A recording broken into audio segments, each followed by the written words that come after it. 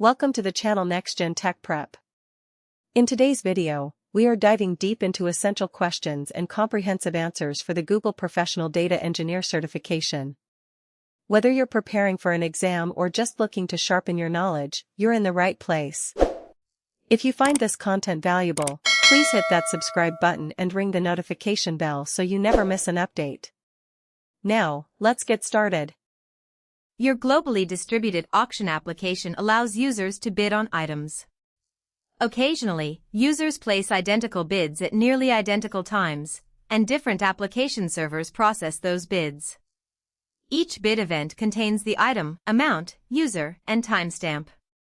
You want to collate those bid events into a single location in real time to determine which user bid first. What should you do? The options are: Option A, create a file on a shared file and have the application servers write all bid events to that file. Process the file with Apache Hadoop to identify which user bid first. Option B, have each application server write the bid events to Cloud Pub/Sub as they occur.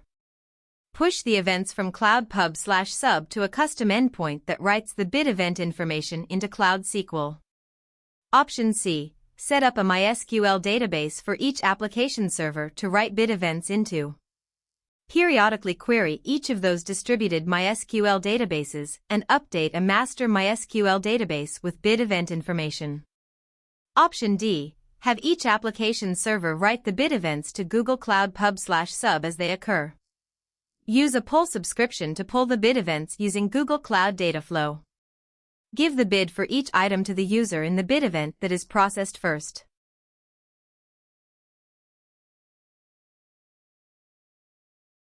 To arrive at the correct answer, we focus on the keywords, globally distributed, nearly identical times, different application servers, collate those bid events into a single location in real time, determine which user bid first. The correct answer is option D, have each application server write the bid events to Google Cloud Pub/Sub as they occur. Use a pull subscription to pull the bid events using Google Cloud Dataflow.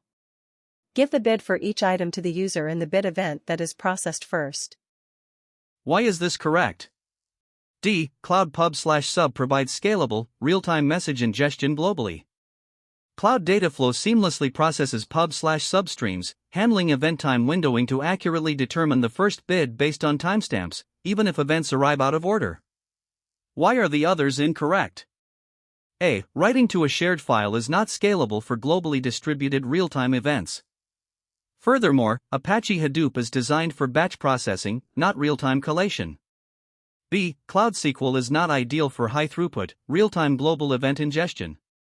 Using a custom endpoint lacks the robust event time stream processing capabilities provided by Dataflow. C. Periodically querying distributed databases is a batch approach that violates the real-time requirement. It also introduces significant complexity in resolving conflicts and ensuring consistency. Your organization has been collecting and analyzing data in Google BigQuery for 6 months. The majority of the data analyzed is placed in a time partition table named events_partitioned. To reduce the cost of queries, your organization created a view called Events, which queries only the last 14 days of data. The view is described in Legacy SQL. Next month, existing applications will be connecting to BigQuery to read the events data via an ODBC connection. You need to ensure the applications can connect. Which 2 actions should you take? Choose 2. The options are: Option A, create a new view over events using standard SQL. Option B, create a new partition table using a standard SQL query. Option C, create a new view over events_partitioned using standard SQL. Option D, create a service account for the ODBC connection to use for authentication.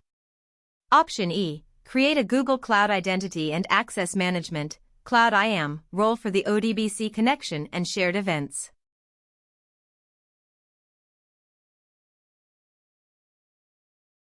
To arrive at the correct answer, we focus on the keywords, events_partitioned, legacy SQL, ODBC connection. The correct answers are option C, Create a new view over events _partitioned using standard SQL, and option D. Create a service account for the ODBC connection to use for authentication. Why is this correct? C. BigQuery ODBC drivers require standard SQL. Creating a new view over the base events _partition table using standard SQL ensures compatibility, as standard SQL cannot query legacy SQL views. D. Applications connecting via ODBC require credentials to authenticate with Google Cloud. A service account provides the appropriate server-to-server authentication mechanism for the ODBC connection. Why are the others incorrect? A. BigQuery does not support querying a legacy SQL view using standard SQL. The new view must be created directly on the underlying base table. B. Creating a new partition table would duplicate data and unnecessarily increase storage costs, whereas creating a view efficiently meets the requirements. E. IAM roles must be assigned to an identity, such as a user or a service account, rather than directly to an ODBC connection. You have enabled the free integration between Firebase Analytics and Google BigQuery. Firebase now automatically creates a new table daily in BigQuery in the format app_events_yyyymmdd. You want to query all of the tables for the past 30 days in legacy SQL. What should you do? The options are: option A, use the table_date_range function. Option B, use the where_partition time pseudo column. Option C, use where date between yyyymmdd and yyyymmdd. Option D, use select if date equals yyyymmdd and date equals yyyymmdd.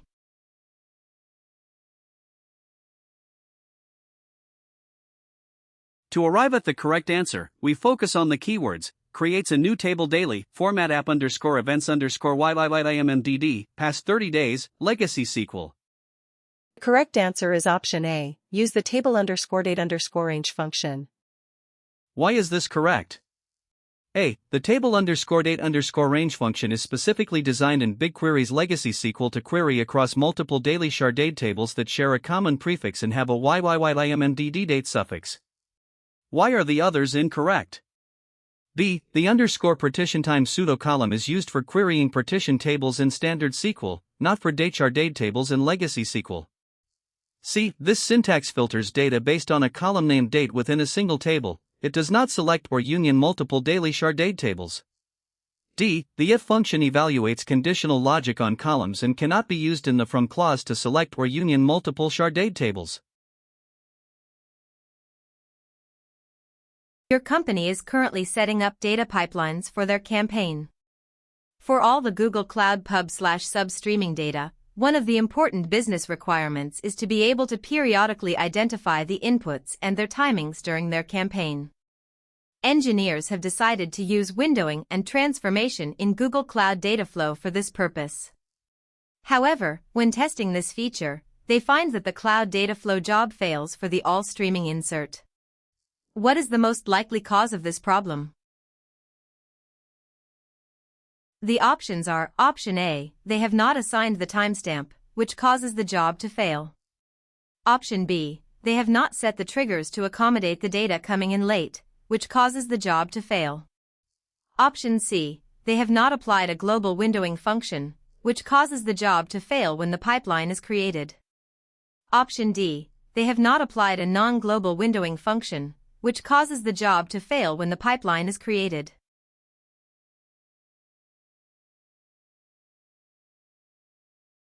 To arrive at the correct answer, we focus on the keywords: Google Cloud Pub/Sub streaming data, windowing and transformation, Cloud Dataflow job fails. The correct answer is option D, they have not applied a non-global windowing function, which causes the job to fail when the pipeline is created.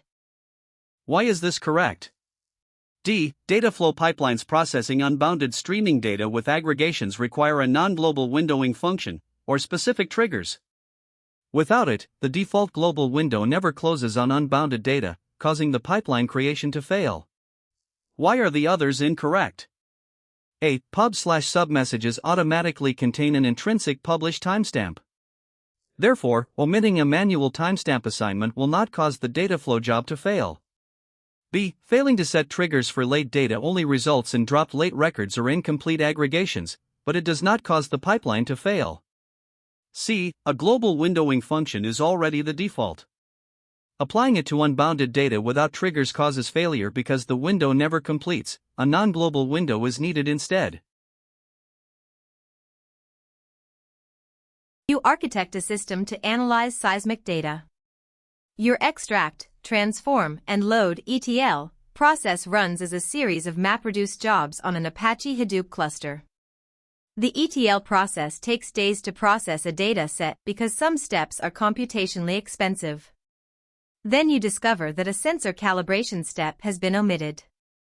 How should you change your ETL process to carry out sensor calibration systematically in the future?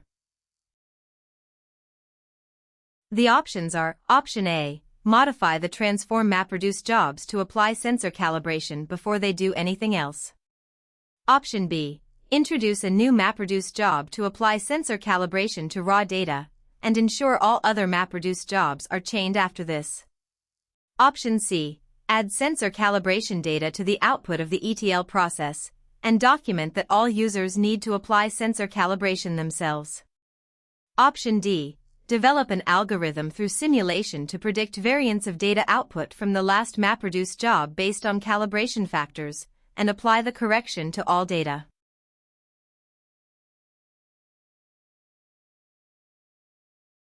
To arrive at the correct answer, we focus on the keywords: series of MapReduce jobs, sensor calibration step has been omitted, carry out sensor calibration systematically.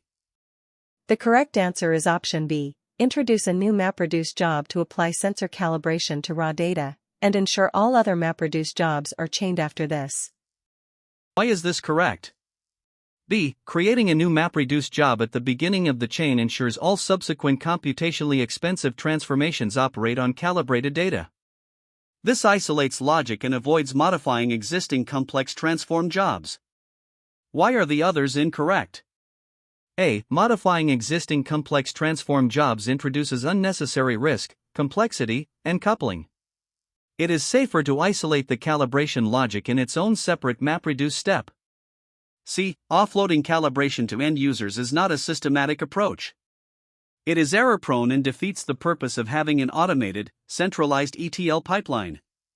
D. Predicting variance through simulation is overly complex, potentially inaccurate, and fails to actually calibrate the raw data before running the computationally expensive steps. An online retailer has built their current application on Google App Engine. A new initiative at the company mandates that they extend their application to allow their customers to transact directly via the application. They need to manage their shopping transactions and analyze combined data from multiple datasets using a business intelligence (BI) tool. They want to use only a single database for this purpose. Which Google Cloud database should they choose? The options are: Option A, BigQuery. Option B, Cloud SQL. Option C, Cloud Bigtable. Option D, Cloud Data Store.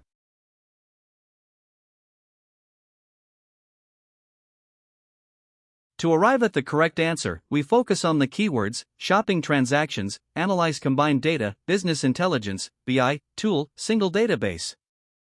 The correct answer is option B, Cloud SQL. Why is this correct? B. Cloud SQL is a relational database that fully supports ACID transactions for shopping and provides standard SQL capabilities, making it seamlessly compatible with business intelligence tools for analyzing data within a single database. Why are the others incorrect? A. BigQuery is an enterprise data warehouse designed for analytical workloads, OLAP, and is not suitable for handling the low-latency operational requirements of shopping transactions, OLTP. C. Cloud Bigtable is a wide-column NoSQL database intended for high-throughput, low-latency workloads, but it lacks standard SQL support and is incompatible with traditional BI tools. D. Cloud Data Store is a NoSQL document database that does not support complex relational queries or standard SQL, making it unsuitable for BI tool integration. You launched a new gaming app almost 3 years ago. You have been uploading log files from the previous day to a separate Google BigQuery table with the table name format logs_YYYYMMDD. You have been using table wildcard functions to generate daily and monthly reports for all time ranges. Recently, you discovered that some queries that cover long date ranges are exceeding the limit of 1,000 tables and failing. How can you resolve this issue? The options are: Option A, convert all daily log tables into date partition tables. Option B, convert the sharded tables into a single partition table. Option C, enable query caching so you can cache data from previous months. Option D, create separate views to cover each month and query from these views.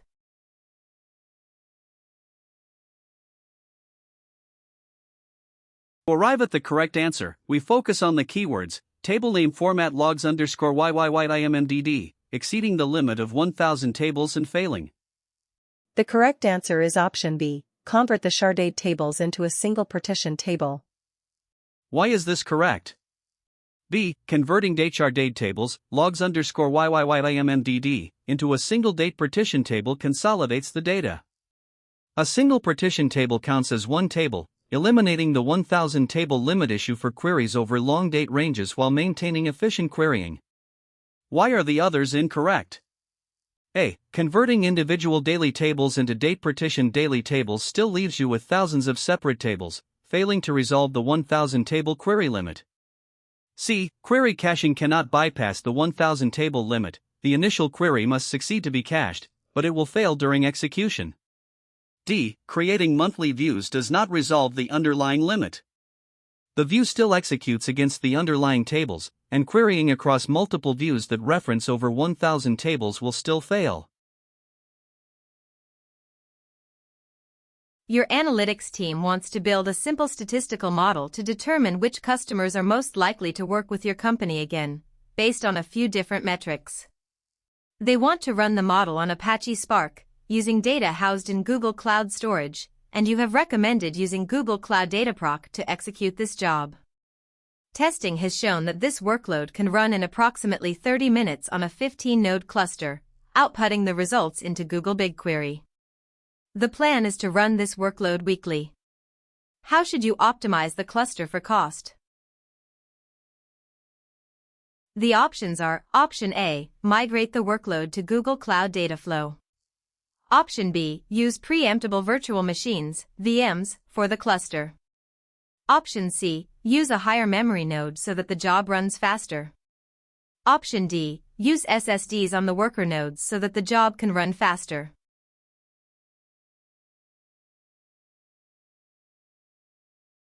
To arrive at the correct answer, we focus on the keywords, run the model on Apache Spark, using Google Cloud Dataproc, workload can run in approximately 30 minutes, optimize the cluster for cost. The correct answer is option B, use preemptible virtual machines, VMs, for the cluster. Why is this correct? B. Preemptible VMs offer significant cost savings compared to standard VMs. Because the Dataproc workload takes only 30 minutes, it is highly resilient to preemption events, making this the most effective way to minimize costs. Why are the others incorrect? A. Migrating to Dataflow would require rewriting the Apache Spark job, adding development overhead instead of optimizing the existing cluster configuration for cost. C. Provisioning higher memory nodes increases the hourly compute rate, which typically raises the overall infrastructure cost rather than optimizing it. D. Attaching SSDs to worker nodes directly increases storage costs, contradicting the primary goal of optimizing the cluster for cost. Your company receives both batch and stream-based event data. You want to process the data using Google Cloud Dataflow over a predictable time period. However, you realize that in some instances data can arrive late or out of order. How should you design your Cloud Dataflow pipeline to handle data that is late or out of order? The options are: Option A, set a single global window to capture all the data. Option B, set sliding windows to capture all the lagged data. Option C, use watermarks and timestamps to capture the lagged data. Option D, ensure every data source type, stream or batch, has a timestamp, and use the timestamps to define the logic for lagged data.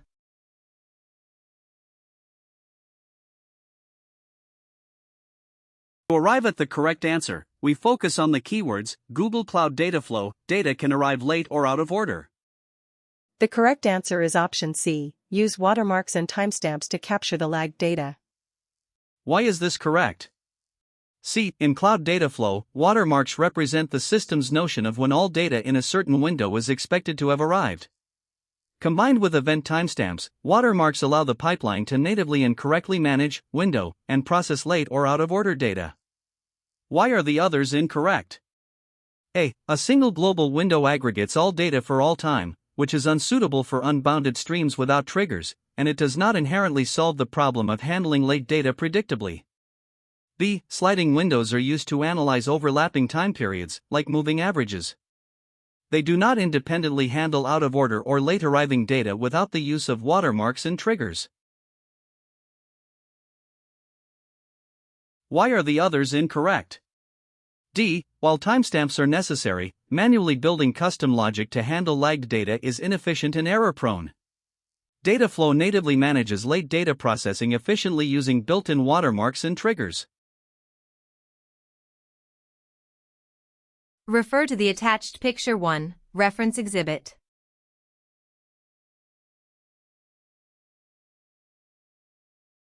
You have some data, which is shown in the graphic below. The two dimensions are x and y, and the shade of each dot represents what class it is. You want to classify this data accurately using a linear algorithm. To do this, you need to add a synthetic feature. What should the value of that feature be? The options are Option A, x2 plus y2. Option B, x2. Option C, y2. Option D, cos x.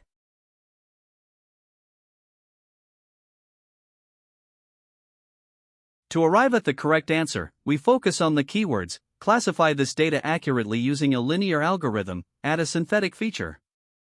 Correct answer is option A, x2 plus y2. Why is this correct? A. The data points form concentric circles. Adding a synthetic feature representing the squared distance from the origin, xa with circumflex superscript 2 plus ya with circumflex superscript 2, transforms the data, making it linearly separable by allowing a linear model to slice between the inner and outer clusters. Why are the others incorrect?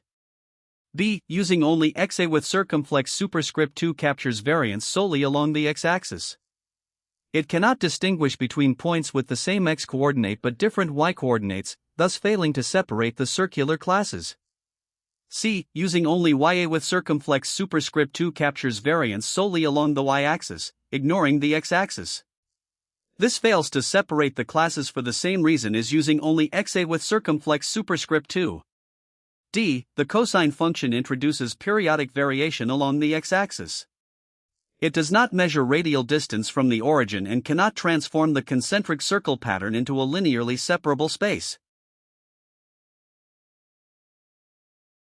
You are integrating one of your internal IT applications and Google BigQuery, so users can query BigQuery from the application's interface.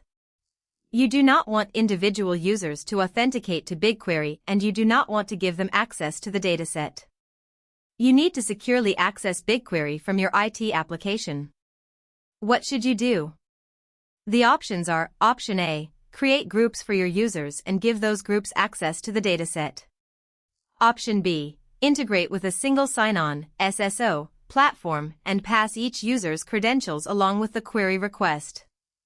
Option C, create a service account and grant dataset access to that account. Use the service account's private key to access the dataset. Option D, create a dummy user and grant dataset access to that user. Store the username and password for that user in a file on the file system, and use those credentials to access the BigQuery dataset.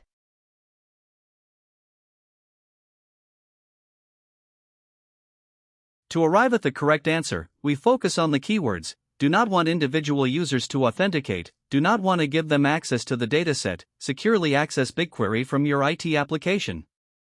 Correct answer is option C, create a service account and grant dataset access to that account. Use the service account's private key to access the dataset. Why is this correct?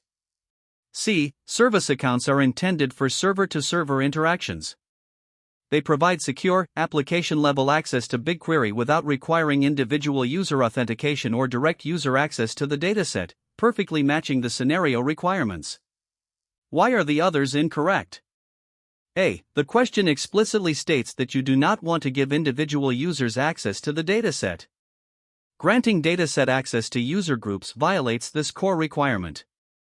B. The scenario specifically mandates that individual users should not authenticate to BigQuery. Passing user credentials via SSO contradicts this requirement. D. Creating dummy users and storing passwords in files is a highly insecure anti-pattern. Google Cloud uses service accounts for secure application identity and authentication instead of basic user credentials. You are building a data pipeline on Google Cloud. You need to prepare data using a casual method for a machine learning process. You want to support a logistic regression model. You also need to monitor and adjust for null values, which must remain real-valued and cannot be removed. What should you do? The options are: Option A, use Cloud Data Prep to find null values in sample source data. Convert all nulls to none using a Cloud Data Proc job. Option B, use Cloud Data Prep to find null values in sample source data. Convert all nulls to 0 using a Cloud Data Prep job. Option C, use Cloud Dataflow to find null values in sample source data. Convert all nulls to none using a Cloud Data Prep job. Option D, use Cloud Dataflow to find null values in sample source data. Convert all nulls to 0 using a custom script.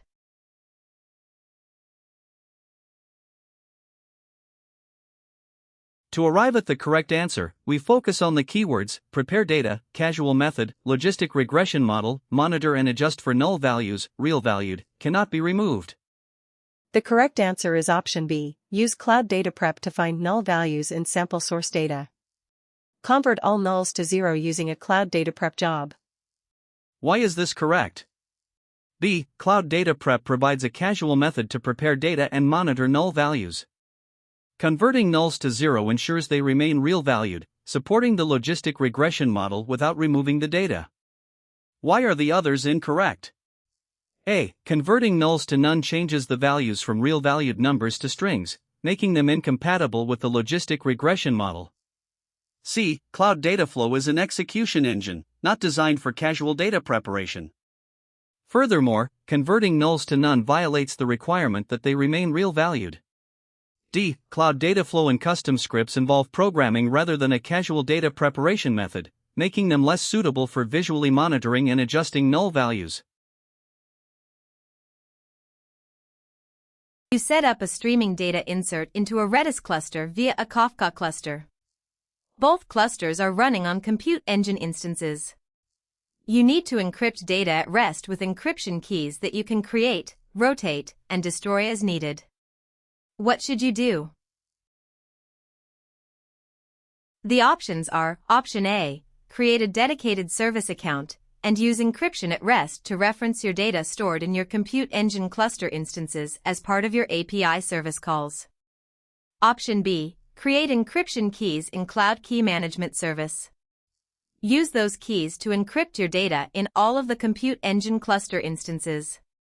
Option C, create encryption keys locally. Upload your encryption keys to Cloud Key Management Service. Use those keys to encrypt your data in all of the compute engine cluster instances. Option D, create encryption keys in Cloud Key Management Service. Reference those keys in your API service calls when accessing the data in your compute engine cluster instances.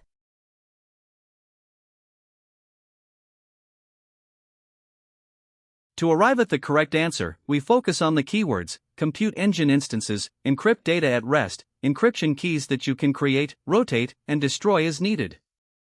The correct answer is option B, create encryption keys in Cloud Key Management Service. Use those keys to encrypt your data in all of the compute engine cluster instances. Why is this correct? B. Cloud Key Management Service, KMS, natively allows you to create, rotate, and destroy encryption keys, CMEK. These keys can be used to seamlessly encrypt data at rest on compute engine persistent disks. Why are the others incorrect? A dedicated service account manages identity and authorization for API calls, but it does not provide the required mechanisms to create, rotate, and destroy encryption keys for data at rest. C. While supported, creating keys locally and uploading them, CSAK, adds unnecessary operational overhead and complexity. Creating and managing keys directly within Cloud KMS is the recommended and most straightforward approach. D. Referencing keys in API service calls is typical for application-level encryption. Compute engine instances encrypt data at rest transparently at the persistent disk level, not via individual application API service calls. You are developing an application that uses a recommendation engine on Google Cloud. Your solution should display new videos to customers based on past views. Your solution needs to generate labels for the entities and videos that the customer has viewed. Your design must be able to provide very fast filtering suggestions based on data from other customer preferences on several TB of data. What should you do? The options are: Option A, build and train a complex classification model with Spark mlib to generate labels and filter the results. Deploy the models using Cloud Dataproc. Call the model from your application. Option B, build and train a classification model with Spark mlib to generate labels. Build and train a second classification model with Spark mlib to filter results to match customer preferences. Deploy the models using Cloud Dataproc. Call the models from your application. Option C, build an application that calls the Cloud Video Intelligence API to generate labels. Store data in Cloud Bigtable, and filter the predicted labels to match the user's viewing history to generate preferences. Option D, build an application that calls the Cloud Video Intelligence API to generate labels. Store data in Cloud SQL, and join and filter the predicted labels to match the user's viewing history to generate preferences.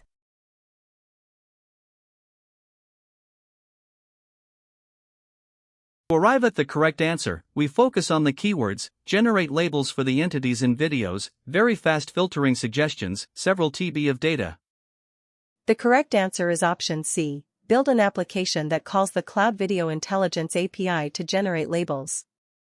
Store data in Cloud Bigtable, and filter the predicted labels to match the user's viewing history to generate preferences. Why is this correct?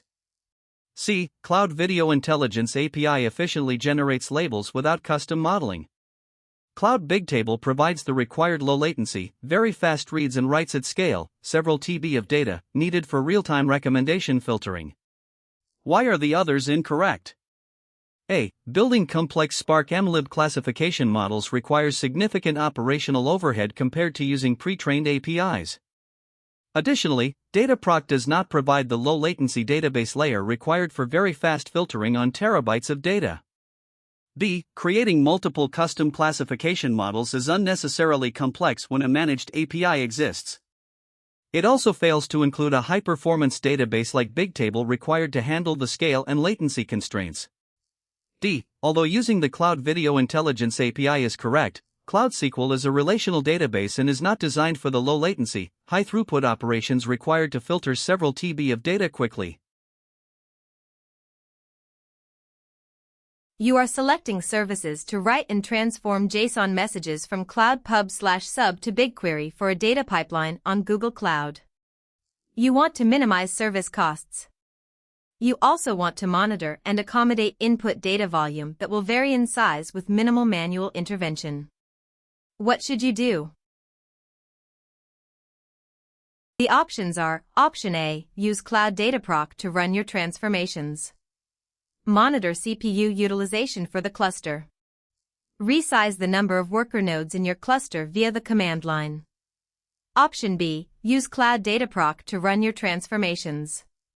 Use the diagnose command to generate an operational output archive. Locate the bottleneck and adjust cluster resources. Option C, use Cloud Dataflow to run your transformations. Monitor the job system lag with Stackdriver. Use the default auto-scaling setting for worker instances. Option D. Use Cloud Dataflow to run your transformations. Monitor the total execution time for a sampling of jobs. Configure the job to use non-default compute engine machine types when needed.